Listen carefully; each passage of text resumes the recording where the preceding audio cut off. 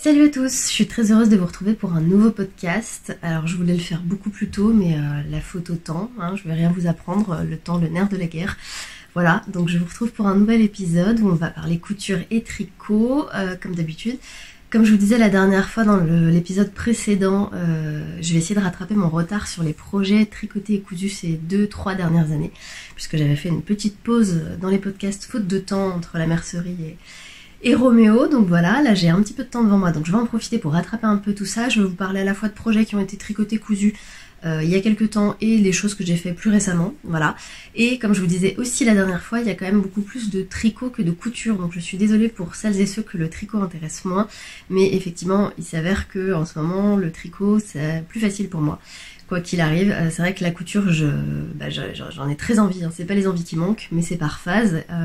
Alors là, comme vous pouvez le voir dans le salon, mon poste de couture est installé, mais c'est sur la table du salon, donc c'est pas hyper pratique. Et comme j'ai plus de place pour coudre autant que je veux, ça prend tout de suite beaucoup plus de temps.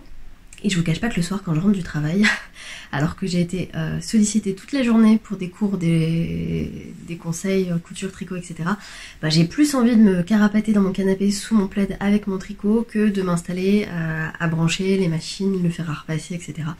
Ça me demande plus d'énergie, donc forcément ma production de couture est limitée, voilà, et le reste du temps la machine à coudre est rangée dans cette boîte là, dans la bibliothèque, voilà, et quand il y a besoin je la sors, voilà. Mais bon, j'ai quand même quelques petits trucs à vous montrer en couture, et j'ai repris un tout petit peu le rythme, donc j'aurai des choses à vous montrer par la suite, mais voilà.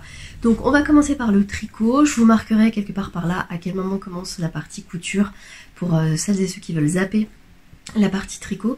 Je vais essayer de rattraper aujourd'hui mon retard avec des pièces que je peux vous montrer parce que j'ai pas mal de choses aussi que j'ai offertes entre temps et que j'ai en photo ou en vidéo que je vous montrerai peut-être dans le prochain épisode, notamment pas mal de petits personnages en crochet que j'ai pu faire, mais dans tous les cas, dans l'immédiat je vais vous montrer des projets concrets que j'ai là à mes pieds et dont je vais pouvoir vous parler.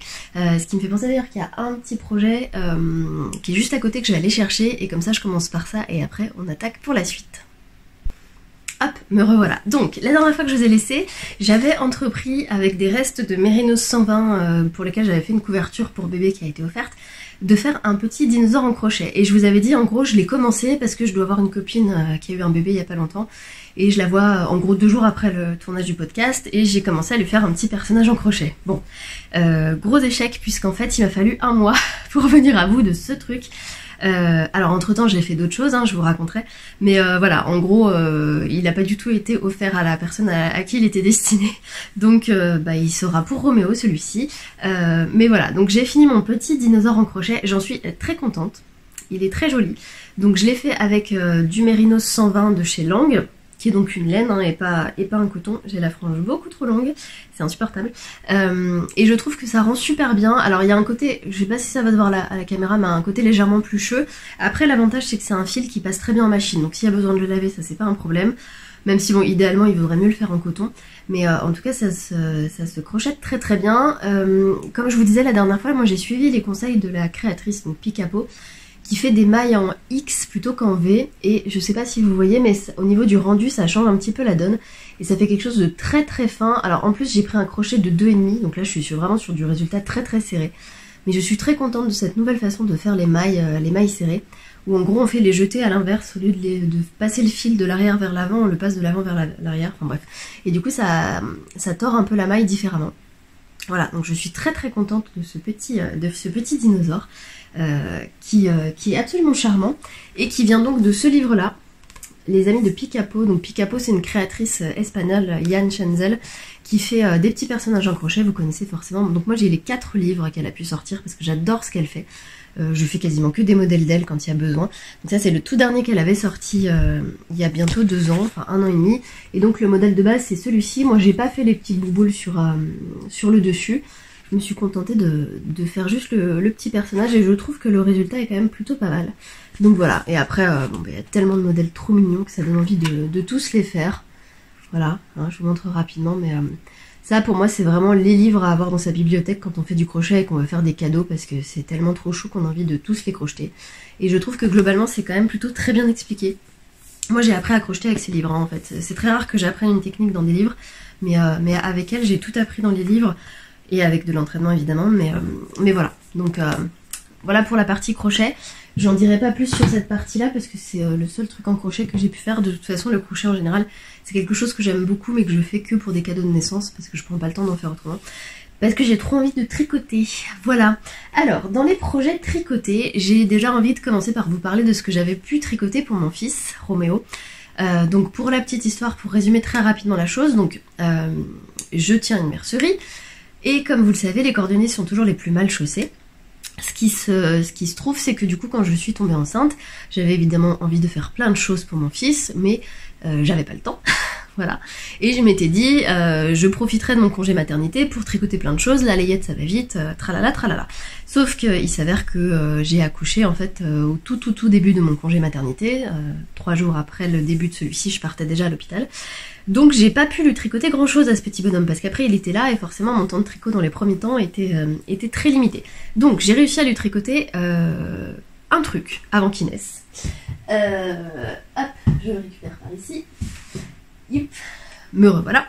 C'est un petit gilet qui s'appelle un Lille Kimono, qui est un patron de Julie Patrick, qui est la dame charmante derrière Lily comme tout, qui avait fait donc ce petit modèle, qui a un petit gilet qui se fait normalement en point mousse. Vous pouvez le faire à plat ou directement sans couture. Donc moi évidemment j'ai fait la version sans couture et je l'avais tricoté avec de l'archiduchesse de chez Mamie Factory qui est alors c'est pas le blanc, c'est le beige. Je l'avais fait en taille naissance parce que je m'étais dit comme ça fera sa tenue de naissance. Voilà. Comme vous pouvez le constater, il a jamais eu de bouton parce que j'avais pas eu le temps de le mettre. En gros, je l'ai terminé vraiment juste avant de partir à la maternité. Voilà, donc j'ai quand même réussi à l'emmener avec moi dans ma valise de maternité. Donc il l'a porté un petit peu et j'avais un peu honte parce que du coup, en fait, Roméo était pas avec moi les premiers temps à la maternité. Il était en unité kangourou, donc il dormait pas vers moi. Et un matin, je l'ai récupéré avec le gilet sur le dos et elle lui avait mis à l'envers pour qu'il puisse le fermer parce que comme il avait pas de bouton. Donc j'avais un peu honte quand même de moi. Et là où je suis vraiment triste, c'est qu'au retour de la maternité, ce petit gilet est passé dans la machine. J'ai pas fait attention quand j'ai lancé la machine et il est passé en machine avec le reste et du coup il a complètement feutré. Voilà, donc il part dans la boîte à souvenirs, hein, mais clairement il était beaucoup plus souple et beaucoup moins raide à l'époque. Quand j'ai pu lui porter, donc il l'a porté 2-3 fois. Hein. J'ai 1 ou 2 photos de lui avec, mais ça s'arrête là. Voilà. L'histoire de ma vie. Donc ça c'est le seul truc vraiment que j'ai pu lui tricoter avant qu'il naisse. Ce tout petit gilet, très mignon. Alors le modèle est hyper alors simple, c'est un grand mot, parce que là je l'ai fait en cours avec une élève qui n'avait jamais tricoté, et c'est pas le modèle le plus simple du monde à suivre non plus, parce qu'il y a des augmentations inclinées, etc. Faut quand même avoir suivi un petit peu un patron avant, mais globalement, sinon en dehors de ça, c'est des manches raglan, du point mousse, des allers-retours, il n'y a rien de bien méchant dans ce modèle.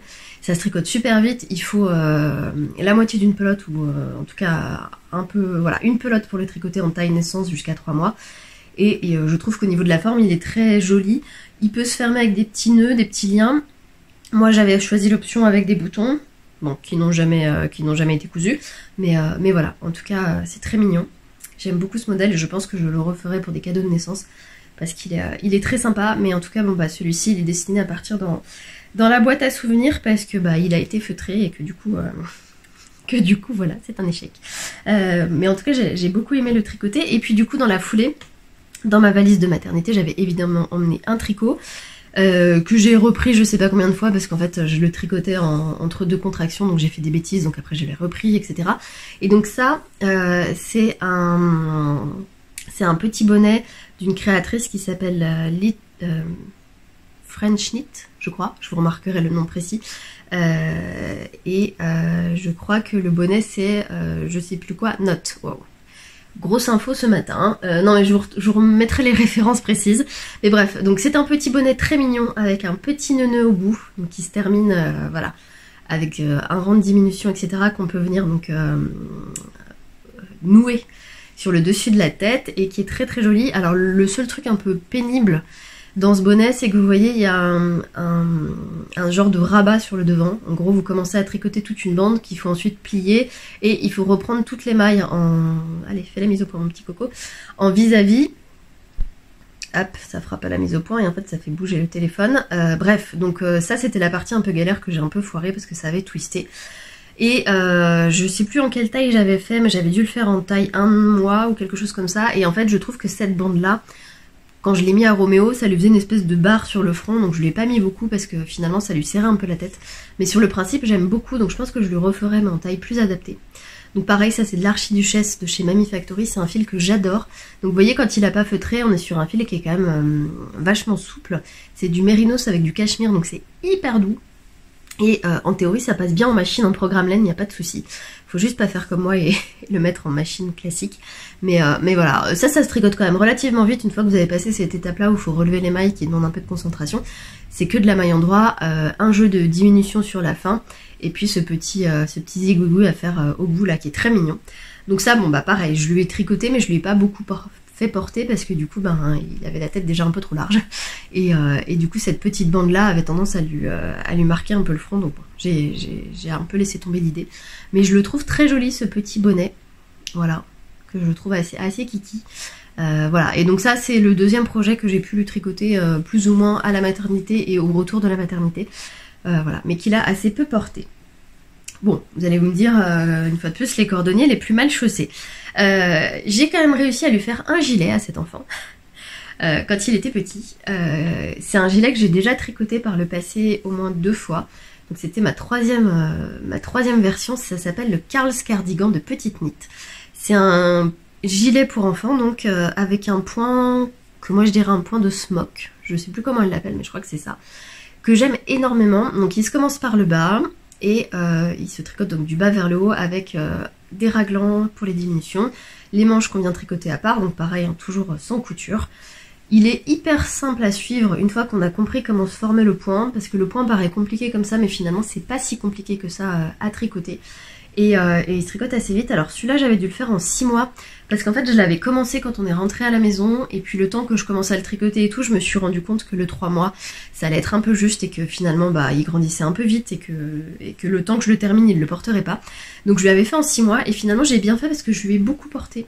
Il l'a beaucoup porté, je lui ai beaucoup mis.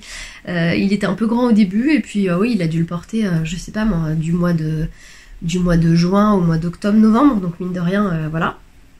Et à la fin, bon, j'ai arrêté de lui mettre parce qu'il était un peu court au niveau de la longueur, mais si ça avait été un peu plus long, je pense que j'aurais pu lui mettre encore. Donc c'est voilà, c'est un modèle que j'aime beaucoup. Pour la laine, j'ai utilisé de la Mérinos 120 de chez Lang, encore. J'ai plus la référence du coloris, mais c'est genre le bleu roi, je vous remarquerai le numéro de la couleur, que j'aime énormément, ça lui allait très très bien. Donc voilà, et alors ça pour le coup, c'est une laine qui est passée plusieurs fois en machine, comme vous pouvez le voir en programme laine, voire juste en programme 30 classique, et qui a super bien vécu. Pour un gilet qui a été porté plus de 6 mois et lavé maintes et maintes fois. Voilà, bon là il mériterait un petit coup de rasoir parce qu'il y a quelques bouloches, mais franchement globalement il est super cool, et celui-là je l'aime beaucoup. Voilà, donc je pense que je le referai mais en version plus grand, mais voilà, j'en suis très contente. Donc voilà le maigre butin de choses tricotées pour mon petit garçon, donc voilà, j'ai quelques projets tricot pour lui dans les prochains temps. C'est vrai que maintenant ça vaut un peu plus le coup parce que comme il grandit un peu moins vite, mine de rien, c'est plus rentable entre guillemets de lui tricoter des choses. Et même si je tricote beaucoup, voilà, ça prend du temps, donc le temps qu'il grandisse et tout, mais maintenant que ça se stabilise un petit peu, je vais pouvoir lui tricoter plus de choses. Dans les choses tricotées il y a longtemps, je voudrais vous parler d'une de mes masterpieces. Un des projets qui m'a pris le plus de temps, alors de temps non, mais dont je suis le plus fière en termes de résultats parce qu'il était techniquement pas facile et que j'aime beaucoup porter, mais que je ne referai pas forcément si l'occasion se présentait. Je vais vous expliquer pourquoi. Donc c'est le gilet Parodia de Nal. Donc c'est un très très beau gilet avec un point en dentelle, voilà, hop, avec des manches en demi-côte anglaise je crois, ou je ne sais plus, de toute façon je vais vous remontrer le patron, donc je vais vous le dire. Et donc un jeu de dentelle absolument partout. Voilà, voilà. Il y en a partout. Partout, partout, partout, partout. Et c'est un gilet que j'adore porter. Que je porte énormément, que j'aime beaucoup. Je l'ai fait en double fil de mohair de chez Elong avec Anna. Couleur tourmaline, si je dis pas de bêtises. Voilà, 2 fils de mohair et un fil de Stellaris, qui est un fil de lurex de chez Kremke, qui est très très doux, qui est tout fin, donc qui rajoute aucune épaisseur. Je sais pas si on arrive à le voir bien à la caméra, qu'il y a du brillant dedans. Mais qui rajoute aucune épaisseur au tricot et qui est assez discret, qui est très très doux, c'est principalement que de la viscose, donc qui pique pas du tout contrairement à des fils de lurex classiques. Et j'ai mis des petits boutons cœur dorés, parce que le doré et les paillettes c'est la vie, voilà. Et donc ce modèle est issu du livre de Nal, Solène Marie, voilà, la créatrice, qui s'appelle Maille, et donc c'est un modèle qui m'a tapé dans l'œil dès qu'il est sorti. Déjà, ce livre, hein, moi je trouve que tous les modèles sont très très beaux, mais alors celui-ci en particulier m'avait vraiment tapé dans l'œil. J'ai eu un espèce de coup de foudre pour ce modèle, et donc tout de suite j'ai voulu le monter. Alors elle l'avait fait dans un coloris un peu écureuil que je trouve très joli, voilà. Et donc du coup moi j'étais partie là-dessus, donc ça se tricote en 3,5-4 comme souvent le double mohair. C'est des côtes perlées, pardon, pour les manches, et donc des mailles ajourées. Et alors, je l'ai tricoté il y a 2 ans et demi, je me rappelle, c'était en plein pendant l'été, juste avant que je tombe enceinte. Et c'était compliqué. C'était compliqué parce qu'en fait, voilà, moi je m'étais imprimé le patron pour pouvoir le suivre. Et en fait, le souci, c'est qu'il y a énormément de grilles différentes à suivre en fonction des parties différentes, voilà. Donc vous voyez, c'est plein d'annotations, c'est plein de bazar. Et en fait, le souci, c'est qu'il n'y a aucun répit, parce que on a aussi bien des motifs à suivre sur l'endroit que sur l'envers, des motifs qui se répètent pas forcément en fonction des morceaux du patron qu'on est en train de tricoter, donc ça se tricote évidemment sans couture. De l'avis de toutes les copines qui m'ont vu le tricoter, voilà, j'ai quand même beaucoup galéré pour le faire. Donc j'ai pas pris énormément de plaisir à le tricoter. Par contre je prends énormément de plaisir à le porter, mais vous voyez, les grilles ça ressemble à ça, hein, donc il y en a absolument partout, et il faut suivre effectivement tout le temps, à part les manches avec les côtes perlées, mais voilà, au niveau des grilles ça donne à peu près tout ça.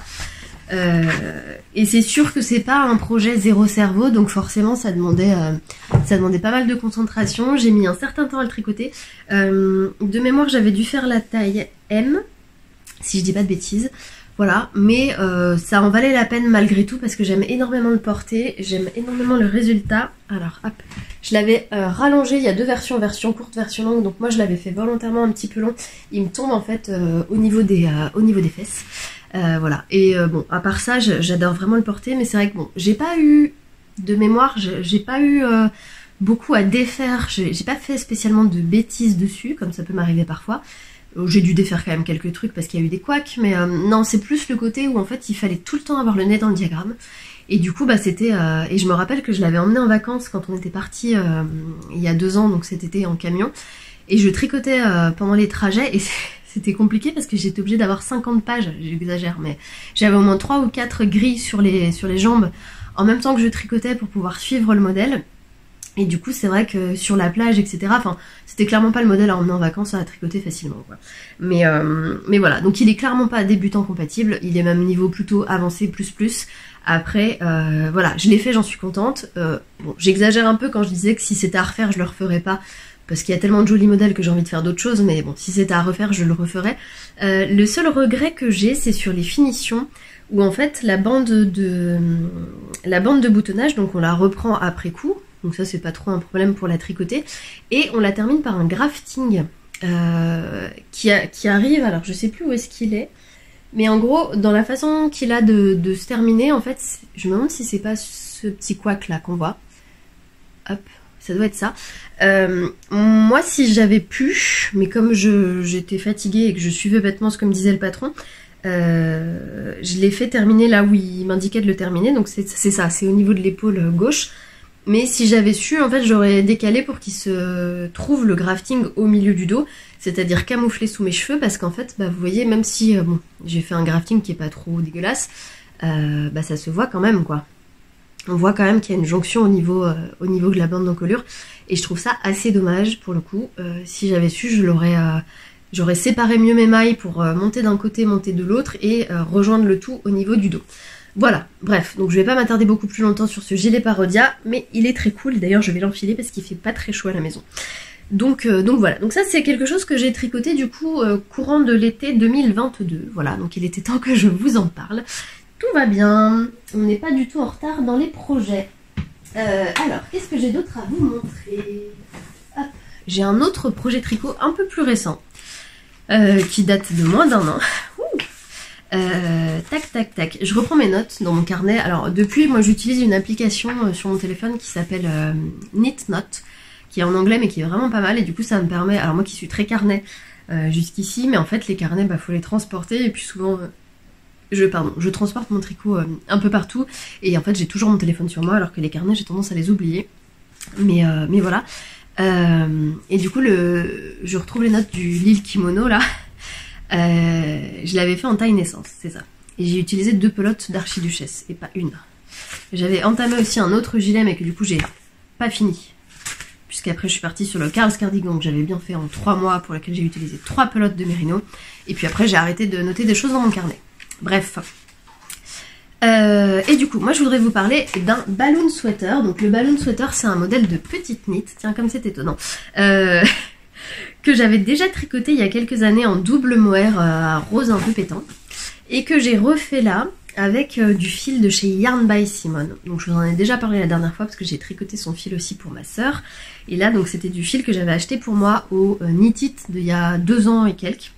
Voilà, donc c'est un magnifique violet qu'elle appelle Frida. Alors la caméra lui rend pas du tout justice, mais voilà. Et donc cette fois je suis pas partie sur du double mohair, je suis partie sur une base mérinos qu'elle appelle elle KMS, et mohair qu'elle appelle MSW. Voilà, donc j'ai utilisé 3 écheveaux de chaque pour le faire. Voilà, et donc le balloon sweater de petite knit, c'est un pull avec un col montant, alors pas vraiment col roulé mais quand même col montant, et des manches ballon. Voilà, des très grandes manches qui se terminent, voilà, avec une grande bande de côte pour le côté un petit peu ballon oversize de la manche. Et je l'aime beaucoup. Alors il a une construction un peu particulière celui-ci, parce qu'on commence par le col. Donc il faut faire un montage assez souple, hein. On tricote le col et ensuite on va venir tricoter le dos et le devant séparément. Enfin séparément, chacun de leur côté. Et tout en créant en fait la ligne d'épaule qu'on va venir reprendre ensuite par la suite au niveau des manches. Je sais pas si c'est très clair ce que je raconte. Mais en fait, en gros, on va créer la ligne d'épaule avec un jeu d'augmentation en raglan. Voilà. Et une fois qu'on arrive ici, on va tricoter le dos et le devant séparément jusqu'à sous l'emmanchure, où là, on va venir reprendre le dos et le devant pour ensuite rejoindre et terminer le corps. Et puis après, on reprend les manches. Mais en gros, voilà. Donc au début, on fait comme un genre de plastron. Ensuite, on travaille séparément le dos et le devant. Et puis on réunit le tout. Donc il n'est pas hyper compliqué, mais il n'est pas non plus... Voilà, ça challenge un tout petit peu au niveau de la construction, ça change un peu de ce qu'on voit d'habitude, et il y a évidemment quelques rangs raccourcis pour créer un peu le décoché du dos, enfin pour créer un peu l'arrondi du devant. Voilà, mais c'est un pull que j'aime énormément, que je porte énormément. Déjà la première version je la portais énormément, et celle-ci je la porte énormément aussi. C'est vraiment un genre de modèle de pull que j'adore. Alors j'ai utilisé 3 écheveaux, c'est ce que je vous disais, mais j'avais été en rade d'un tout petit peu de mérino, si je dis pas de bêtises, et peut-être même de mohair, un peu des deux, pour terminer une des manches. Et heureusement ma copine Fanny, qui avait déjà tricoté ce coloris, il lui en restait, et j'ai pu finir mes manches, et en fait la différence de bain se voit pas du tout, donc tant mieux. Mais voilà, c'était un peu la panique à bord, genre ah non, il m'en manque. Et en fait bon, heureusement on a toujours des copines qui viennent à la rescousse avec ce genre de coloris. C'est une laine qui est hyper douce, qui est hyper qualitative. Alors c'est sûr que les laines de Simone, elles sont un petit peu luxueuses, hein. C'est de la laine de teinturière indépendante, teinte à la main. Mais comme vous pouvez le voir, moi je le porte beaucoup. Donc je l'ai tricoté, je l'ai fini au printemps dernier. Ouais, c'est ça. Je l'ai énormément porté, je le porte beaucoup. Et comme vous pouvez le voir, la laine, elle a pas bougé du tout, quoi. On est vraiment sur de la laine de super qualité. Donc voilà, je l'aime énormément ce pull. Je me force à pas le porter tous les jours parce que voilà, il faut porter d'autres choses, mais c'est cool. J'ai fait une taille M, donc il est assez large, hein. Souvent chez Petite Knit, c'est l'avantage, c'est comme une taille très large, voilà. Mais il est très cool, je l'ai commencé à... Ah oui, je l'avais castonné le 15 février 2023, c'était mon caston d'anniversaire, enfin je suis née le lendemain, mais Et j'ai dû le terminer plus d'1 an après. Mais entre temps j'ai fait d'autres choses. Un bébé notamment et puis d'autres tricots. Donc voilà, donc ça c'est un petit peu les projets qui ont été faits un peu en amont. Et là je vais vous parler de quelques projets que j'ai fait récemment, plus ou moins récemment, et je reviendrai dans l'épisode prochain sur d'autres pulls tricotés ces dernières années. Enfin bref, j'ai pas fini de rattraper mon retard encore, mais je dis vais au compte-gouttes. Voilà. Dans les choses que j'ai pu tricoter récemment, je vais essayer de pas tomber. Tac, j'ai quelques trucs. Alors si, déjà ça, qui a été tricoté il y a très longtemps mais que j'aime beaucoup, c'est un modèle que j'ai créé pour le coup. Bon, c'est pas non plus, casse pas trois pattes à un canard, hein, mais ça s'appelle le Carlos Hat. Donc c'est un petit bonnet qui se fait en rond, avec des côtes, un point andalou, et il a été fait en collaboration avec la fabrique Poveda. Donc ce sont des laines en fait créées par Céline, qui est une bonne copine à moi qui habite à Dijon et qui fait de la laine rustique, de la laine teinte en teinture végétale, je vais y arriver, pardon. Elle crée des laines qu'elle teint à la main, donc elle va récupérer les toisons, elle les fait filer, elle les récupère, elle les teint, etc. Donc là c'est de la version non teinte, mais il y a plein de très belles couleurs, elle fait des choses absolument magnifiques, donc c'est teint à la main à Dijon, uniquement en coloris 100% naturel, elle fait des choses absolument merveilleuses, et comme je revends ces laines à la mercerie et qu'on est bien copines, on s'était dit que ce serait sympa de faire des petits modèles en collaboration, et donc de là est né ce petit bonnet qui a été pas mal tricoté par mes clientes, qu'il faudrait que je mette sur Ravelry à l'occasion, si ça vous intéresse. C'est un modèle qui est vraiment... Je l'ai pensé vraiment débutant compatible, il y a des mailles en droit, des mailles en vert en gros, et des diminutions. Ça se tricote en rond, sans couture, effectivement. Il faut, alors évidemment avec des laines en écheveau, un seul écheveau suffit largement. Après avec des laines type la Mérinos 120, en fait il se fait avec beaucoup de laines différentes. Hein. Il se fait en aiguille de 4, voire en 4,5. Moi je l'ai vu faire en Gilliatt, je l'ai vu faire en Mérinos 120, etc. Et en général il faut 1 à 2 pelotes en fonction des laines que vous utilisez. Donc voilà, il est très sympa. Moi j'ai fait une version qui tombe un petit peu sur la tête, mais il existe aussi la version un peu plus courte si vous la voulez plus courte. Mais voilà, donc ça c'est quelque chose que j'avais tricoté il y a pas loin de 2 ans aussi. Hein. Voilà. Et c'est vrai qu'alors ça je vous en parlerai pas forcément, mais entre temps j'ai aussi fait plein de prototypes pour le magasin. J'ai créé des tours de cou, des mitaines, des petits packs un peu débutants pour les gens qui veulent se lancer en tricot et qui savent pas trop sur quoi s'orienter. Un bonnet tout simple en jersey aussi. Enfin voilà, je vais pas forcément m'attarder là-dessus parce que c'est pas ce qui vous intéresse ici. Mais tout ça pour dire que je ne m'arrête jamais. Voilà. Alors moi ce que je voudrais vous montrer là, c'est ce que j'ai tricoté récemment depuis le dernier épisode ou presque. Donc déjà une Sophie Scarf. Donc je pense que vous connaissez à peu près tous et toutes ce modèle. Donc c'est un modèle de petite knit, qui est donc une écharpe vraiment débutant compatible. On la voit passer partout en ce moment, mais c'est vrai qu'elle est hyper simple, efficace et elle est vraiment universelle. Donc c'est un genre de petit bandana. Il existe plusieurs tailles, plusieurs versions, etc. Mais bon, dans l'idée, c'est donc un petit bandana qu'on vient mettre autour du cou comme ça.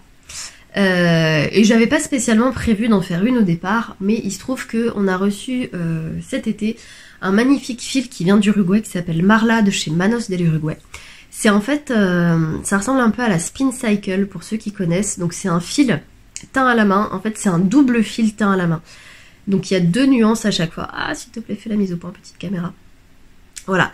Et quand j'ai reçu les écheveaux à la mercerie, je me suis dit, c'est magnifique en écheveau, mais on se rend pas compte de ce que ça donne. Donc très souvent, comme c'est très souvent le cas quand je reçois des laines, j'en prélève une pour faire un échantillon pour que les gens se rendent mieux compte de ce que ça donne et puissent la toucher et voir. Et surtout sur ce genre de fil, je trouve que c'est très important de voir un peu les nuances qui vont se créer au fur et à mesure du tricot.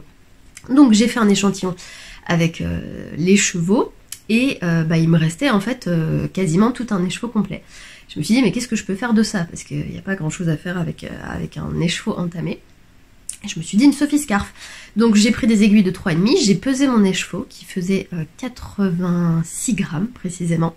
Et je suis partie dans une Sophie Scarf, voilà. Donc le principe de la Sophie Scarf c'est tout simple, hein. Vous commencez par monter très peu de mailles, vous faites des augmentations un certain nombre de fois, et puis arrivé en gros à la moitié du travail, vous faites des diminutions.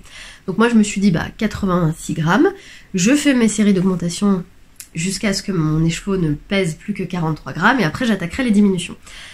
Sauf que je l'ai commencé à la mercerie, En gros, je tricotais de temps en temps, comme ci comme ça, quand j'avais un tout petit peu de temps, ce qui n'arrive jamais, en étant souvent déconcentrée. Bon, voilà, donc les augmentations se poursuivent entre juillet et là récemment. Et puis là récemment, je me suis dit, il faut quand même que je la termine parce que le but, c'est aussi de montrer aux gens qu'avec un écheveau d'une très belle laine, on peut faire un projet et ça peut donner des idées de cadeaux de Noël. Donc je me suis chauffée je me suis motivée à la terminer il n'y a pas longtemps.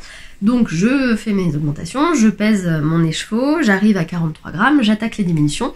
Et puis là, à un moment donné, je me dis, je crois que j'ai plus de laine, mais je suis très très loin d'avoir fini, on n'était pas du tout équilibré. Donc j'ai dû détricoter en gros quasiment toute la moitié du projet parce qu'il fallait que je revienne sur mes pas et j'ai bidouillé un peu en faisant les 2 augmentations plus vite que prévu pour finalement être à peu près à l'équilibre. Donc je sais pas trop ce que j'ai fait. Je pense que sur les augmentations j'ai fait des trucs un peu aléatoires, ce qui fait qu'en fait pour les diminutions, comme je suivais un peu le truc à la lettre, ça n'allait pas. Mais bon, là je suis à l'équilibre, elle n'a pas été bloquée. Donc je ne saurais pas vous dire si j'ai fait la version SM ou quoi que ce soit parce qu'en fait je l'ai fait un peu de manière aléatoire. L'avantage de ce patron, c'est qu'on peut un peu l'adapter à tous les types de laine et au type d'aiguille qu'on veut.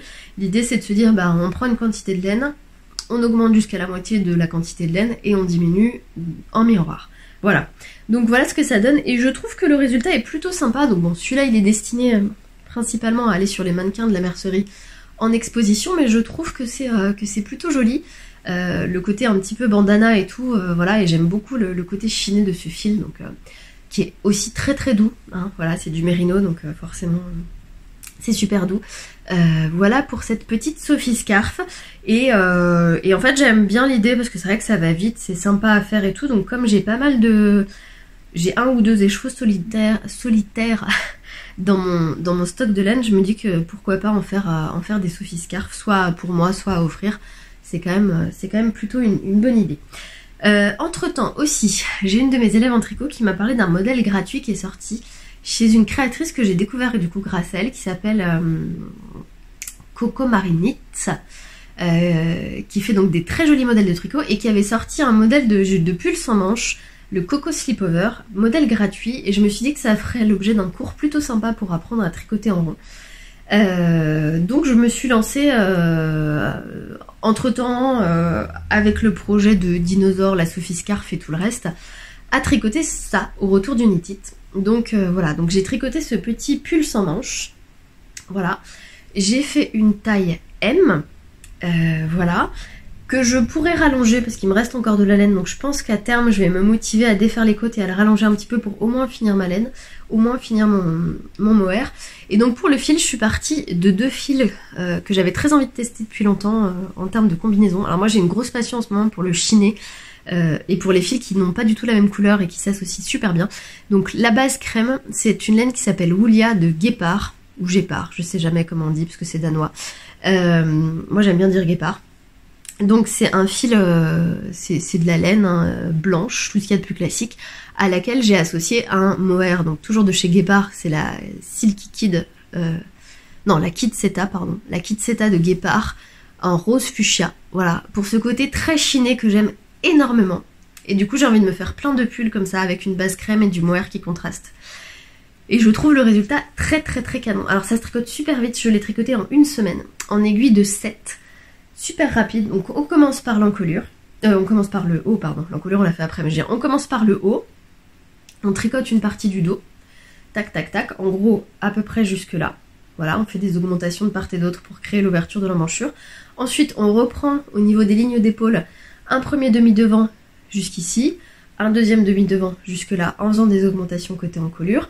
Ensuite on vient reprendre des mailles, enfin remonter des mailles par là pour faire la deuxième partie du devant, avec pareil des augmentations pour créer en fait l'ouverture de l'emmanchure. On rejoint le dos et le devant pour tricoter le corps, et puis à la fin on vient reprendre les mailles pour faire l'encolure en côte, les manches, et c'est fini. Voilà, 1 semaine c'est plié, en tricotant vite, en aiguille de 7, donc ça se monte très bien. Alors après moi je sais pas si le concept du pull sans manches c'est un truc qui me parle.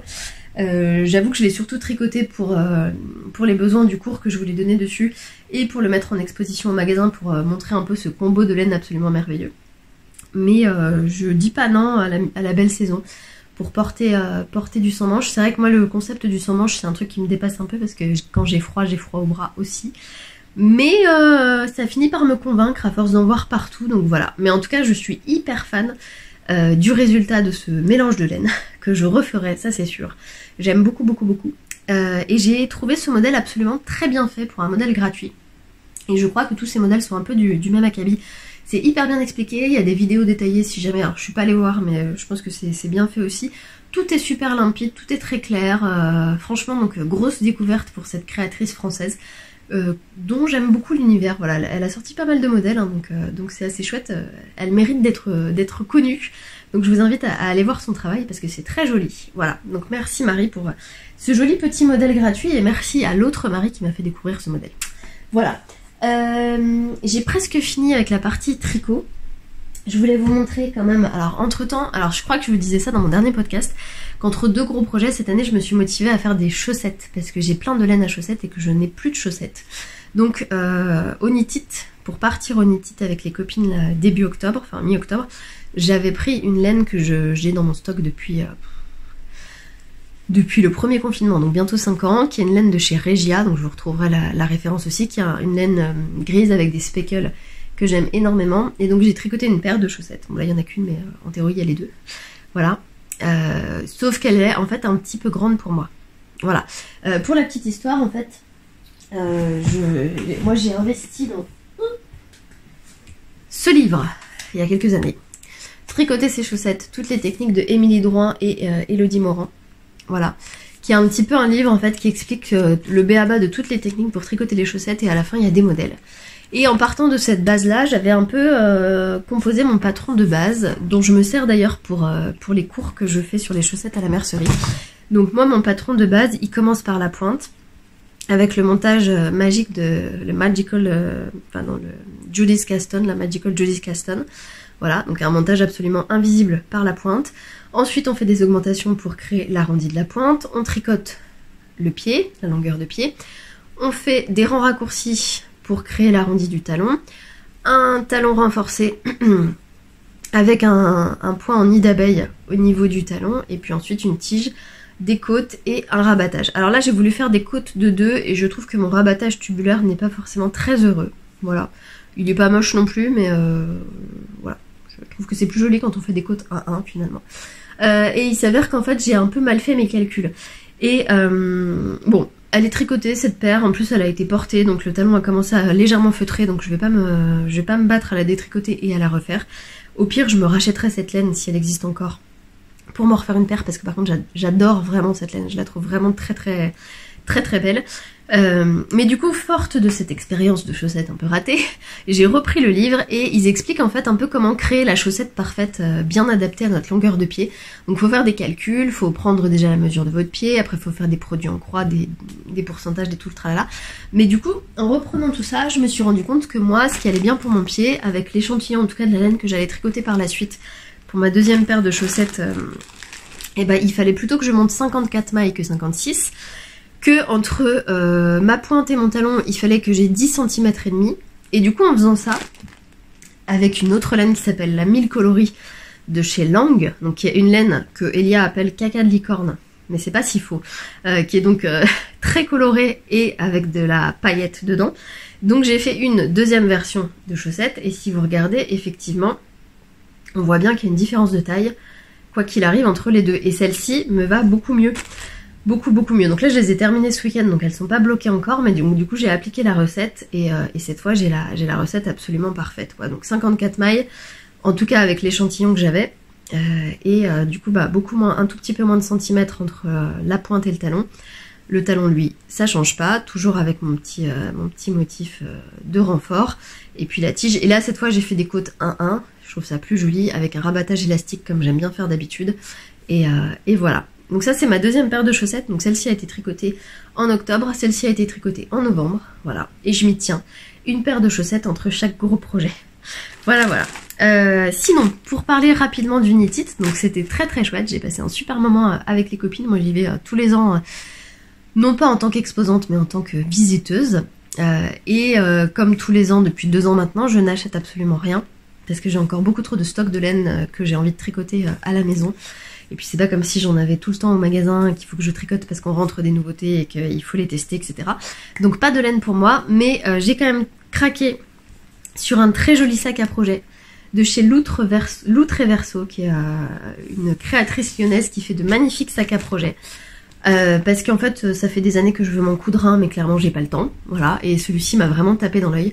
Je trouve que les finitions sont absolument parfaites, le travail est hyper soigné, à l'intérieur on a des petites poches, voilà, et ma copine Mathilde elle s'est acheté la version pochette à aiguille, et pareil les finitions sont super soignées, le travail est hyper qualitatif, donc très joli. Je vous invite à aller suivre ce que fait cette petite créatrice absolument charmante.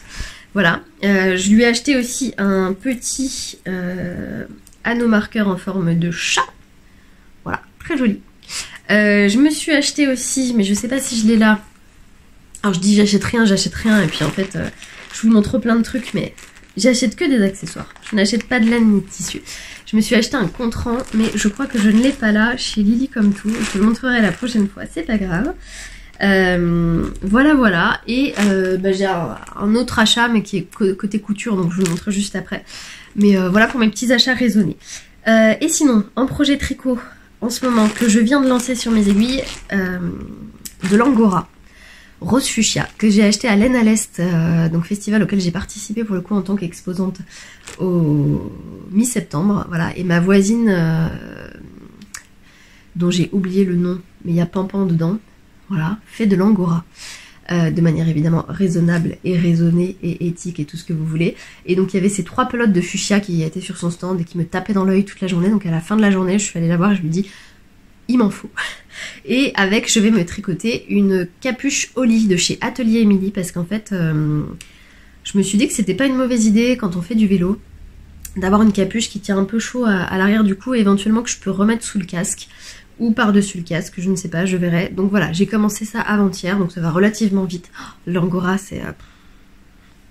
voilà, c'est d'une douceur incroyable. Donc on tricote dans un premier temps la bande du haut, donc une vingtaine de mailles qu'on tricote sur un certain nombre de centimètres.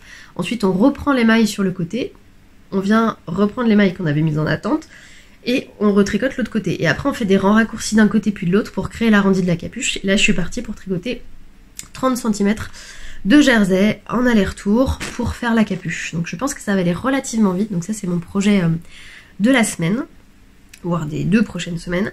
Et ensuite j'ai envie de me faire un plastron, toujours pour le vélo, avec un écheveau, alors que j'ai pas là parce que je l'ai laissé à la mercerie, mais d'une laine de chez Manos d'Uruguay. En fait c'est un écheveau qui a eu un souci au bobinage, donc qui est pas vendable, que j'ai dû sacrifier, donc que j'ai acheté pour moi finalement, et qu'il faut que je débobine, donc c'est pour ça qu'il est à la mercerie, parce que faut que je le désemmêle. Mais je me dis que pour faire un petit plastron, parce qu'en fait quand je fais du vélo j'ai toujours froid à la poitrine, donc voilà, je sais pas encore quel modèle je vais faire parce que c'est une laine qui se tricote en 3,5, donc je vais voir ce que je peux trouver comme modèle qui se fait avec 400 mètres de fil idéalement, mais voilà, donc ça c'est les 2 prochains projets. Et par la suite j'aimerais faire un pull pour Roméo, qui est un pull de petite knit pour lequel j'ai déjà la laine, qui s'appelle le Moby Sweater. Pour la petite histoire, j'ai fait la version homme pour Elia pour ses 40 ans cet été, donc que je vous montrerai dans le prochain épisode de podcast. Et l'idée c'était de faire un look matchy père-fils en lui faisant aussi pour Roméo la même version avec la même laine mais en version 3-4 ans, ce qui ira beaucoup plus vite que la version XL homme. Voilà. Donc voilà pour les projets tricot. J'arrête la partie tricot ici, j'en suis déjà à 43 minutes, tout va bien. Mais j'aurai encore plein de choses à vous raconter la prochaine fois, donc restez à l'écoute. Et on va passer à la partie couture qui sera un peu plus rapide. Hop. Non, attendez. Presque fini le tricot, pas tout à fait. Oh, me revoilà, désolée. Je voulais juste vous parler de 2 livres que j'ai reçus plus ou moins récemment.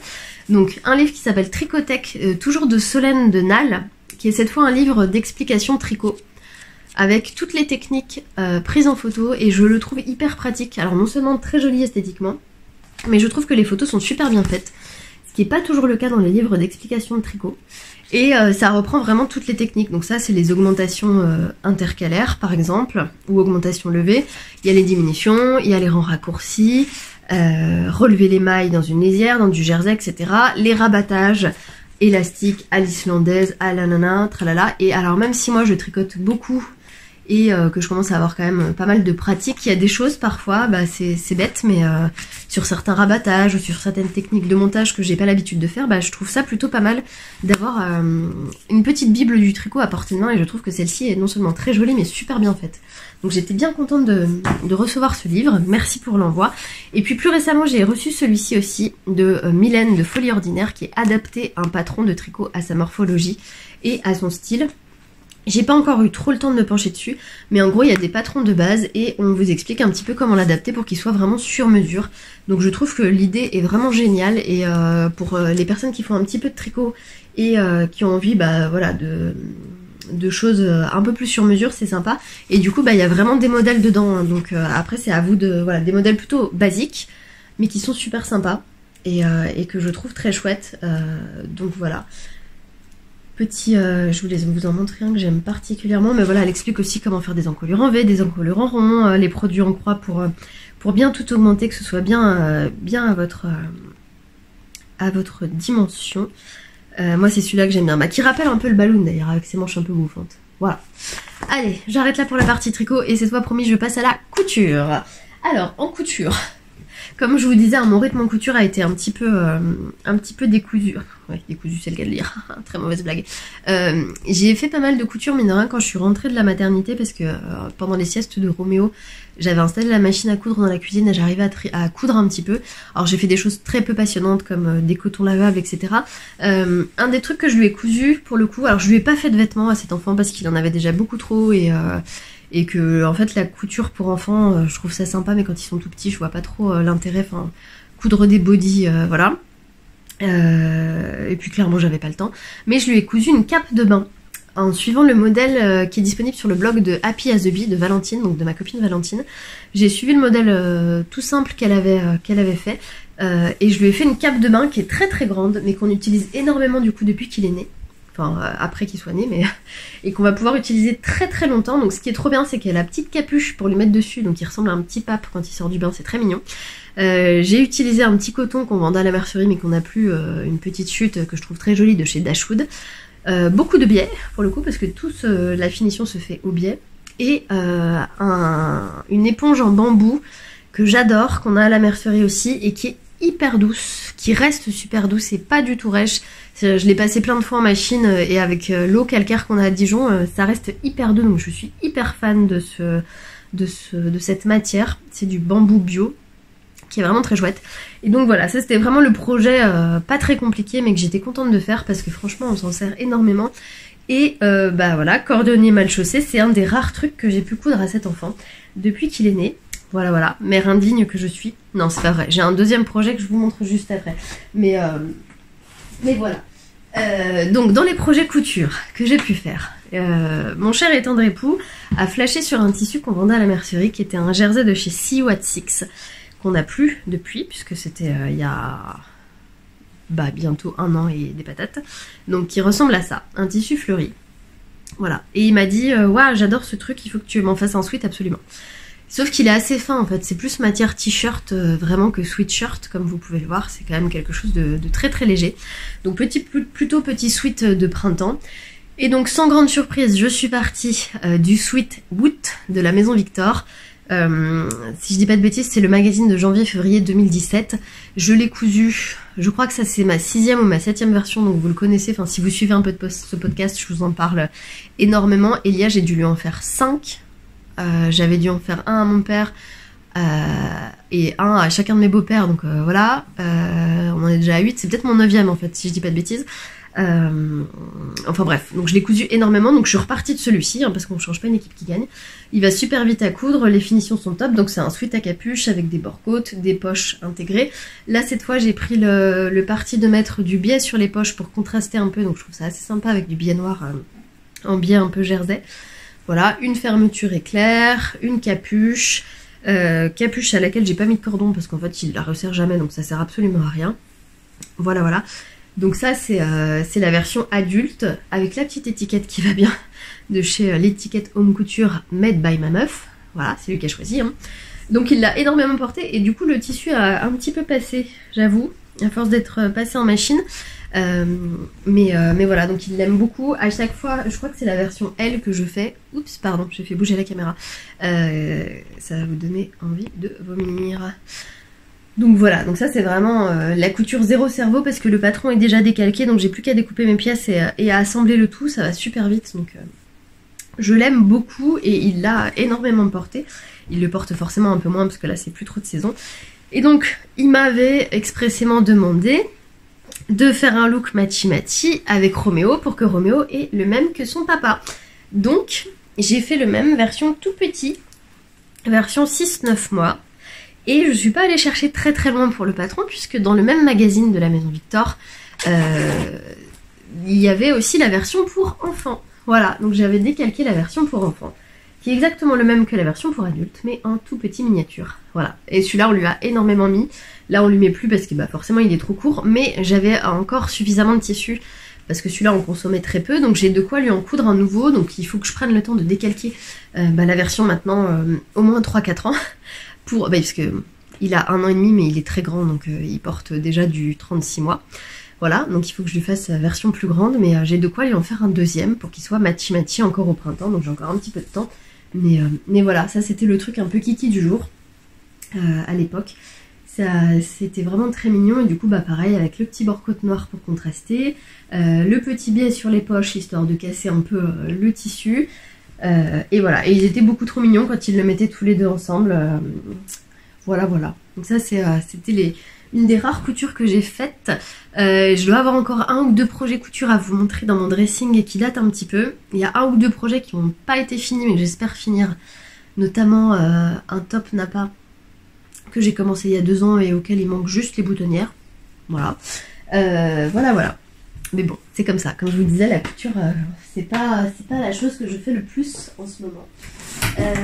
Onitite, je vous disais, donc j'ai acheté quand même un truc, j'avais dit je n'achète rien sauf ça, qui est en fait un kit de chez Marmaille pour faire un sweat color block à Roméo, qui s'appelle le sweat Atlas. Et j'aime énormément le look de ce sweat qui fait très années 90, en tout cas très rétro. Voilà, donc moi je pense que je vais lui faire la version avec le zip. Bon, sauf que quand je suis arrivée, il n'y avait plus vraiment les couleurs que je voulais, mais bon, j'ai pris ce kit là, hop, avec ce combo de couleurs là. Voilà, alors moi j'ai aucun problème à mettre du rose, du violet ou des couleurs de fille à mon fils, au contraire. Donc j'aime beaucoup ce mélange de couleurs, donc je vais lui faire avec ça. Dedans vous avez donc tout le tissu nécessaire, vous avez la fermeture, vous avez le fil, l'étiquette, tout ce qu'il faut. Et pour moi c'est vraiment pratique parce que du coup bah ça m'évite d'acheter du tissu, parce que du jersey à la mercerie on en vend très peu. Et du coup bah il n'y a plus qu'à découper et à lui faire. Donc je vais imprimer le patron en A0 parce que ça c'est quand même trop bien d'avoir un traceur A0 et de gagner du temps avec ça. Donc je l'ai déjà imprimé, il est quelque part par là sur le bazar. Et j'aurai plus qu'à le couper et à le coudre. Donc ça c'est vraiment chouette, je suis vraiment contente. J'ai hâte de m'y mettre, mais bon. Voilà, faut que je trouve le temps, la motivation, tout ça. Vous connaissez l'idée. Et puis sinon dans les projets couture, là, alors là je vais pas forcément vous les montrer. Mais je me suis quand même motivée parce que j'ai envie de coudre, même si le courage n'est pas toujours au rendez-vous. L'envie est là. Je vois là-bas notamment que j'ai... hop, je supprime la notification. Une robe en attente depuis cet été, avant qu'on parte en Angleterre, qui n'a pas été terminée. Mais bon, maintenant c'est plus vraiment de saison, parce que c'est une robe légère avec des manches courtes. Donc voilà, mais il faudrait que je la finisse quand même. Et surtout, là je me suis dit il faut que je reparte parce que en fait pour la petite histoire je n'ai plus de jeans qui me vont parce qu'ils ont craqué, ils sont foutus et j'ai beau essayer de les réparer, voilà. Donc je suis repartie à mettre des jupes et des robes, ce qui est très agréable, mais pareil j'ai plus non plus dans mon dressing une quantité de vêtements incroyable parce qu'à force de les porter bah ils s'abîment. Donc il faut que je me fasse des jupes et des robes, en jersey notamment, parce que j'ai pas mal de jersey en stock. Et du coup je me suis dit allez motive-toi, tu réinstalles ton poste de couture et tu t'y mets, ça va aller vite, voilà. Et en fouillant un peu dans mes affaires, j'ai retrouvé 2 bodys I Am Chantal de chez I Am Pattern que j'avais coupé, donc toutes les pièces sont coupées. Il y en a même un qui avait commencé à être assemblé et que j'avais jamais terminé, et je vous parle de ça, c'était avant l'ouverture de la mercerie, donc il y a plus de 3 ans.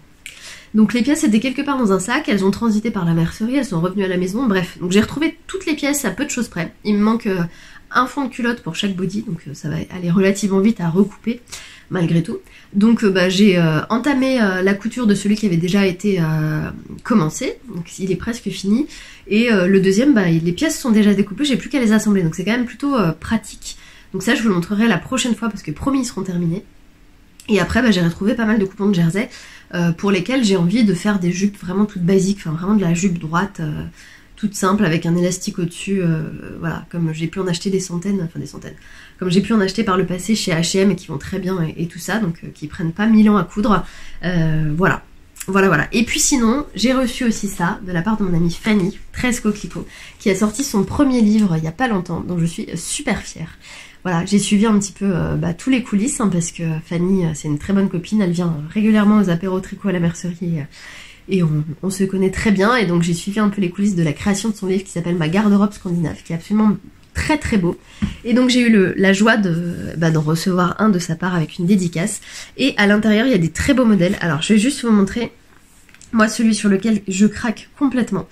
Tac. Alors déjà moi j'aime énormément, même si j'en porte pas beaucoup, mais cette version là. Alors elle l'a fait en version robe, moi je la ferais bien en version chemise courte, ce qui est tout à fait possible, qui s'appelle du coup la robe chemise Stockholm. Voilà, mais moi je la ferai en version chemise tout court. Donc ça c'est déjà quelque chose que j'aime énormément. Et alors la robe qui me fait craquer complètement, je vais vous la montrer, c'est celle-ci. Je la trouve sublime. Alors elle est absolument pas de saison, on est bien d'accord. C'est la robe Skagen. Voilà, très jolie petite robe. Alors que j'ai vu porter par Fanny cet été et que j'ai trouvé absolument sublime. Voilà, une très jolie robe avec une patte de boutonnage. Donc ça c'est clairement quelque chose que je me ferai pour le printemps. J'aime aussi énormément le pantalon, même si je suis moins du genre à porter et à faire des pantalons. Mais le pantalon Oslo est très très joli. Il y a aussi un patron de manteau, enfin voilà, il y a vraiment beaucoup de choses, donc c'est vraiment un très très joli livre. Je suis aussi assez fan de cette forme de robe qui s'appelle la robe Trondheim, je crois, voilà, que je trouve très sympa. Il faudrait que je vois si sur moi ça va, mais franchement, voilà, très joli livre avec des explications. Hyper léché, des très très belles photos, enfin voilà, encore bravo ma belle, parce que franchement c'est hyper qualitatif, je suis très contente, donc très très joli livre. Le seul souci c'est qu'il faut décalquer les patrons, et clairement j'ai la flemme. Mais bon, ça, quand on a commencé à goûter au plaisir du A0, forcément le reste ça paraît toujours une sacrée épopée. Voilà, et ben écoutez, je vais m'arrêter là pour ce podcast parce qu'on est presque à 1 heure de blabla. J'espère que ça vous a plu, que c'était pas trop, ça partait pas trop dans tous les sens.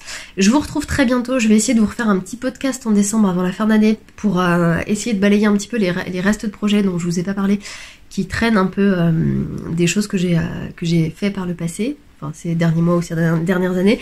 Comme ça, après, on repartira sur un rythme de podcast avec des projets en cours. Parce que, mine de rien, en fait, surtout en tricot, j'ai un pas si mauvais rythme que ça. Et en 1 ou 2 mois, j'arrive à faire quand même pas mal de projets. Donc j'ai des choses à vous raconter, malgré tout. Voilà. Bah écoutez, je vous fais des gros bisous. J'espère que vous allez bien. Je vous dis à très bientôt. Évidemment, si vous voulez suivre un petit peu mes aventures, c'est sur Instagram que ça se passe. Soit sur mon compte perso, soit sur celui de la mercerie. Je suis moins productive qu'à une époque, mais je continue à mettre des petits trucs. Et puis je vous dis à très bientôt. Encore merci pour votre fidélité ici, malgré mes longues absences. Et puis je vous dis à très vite.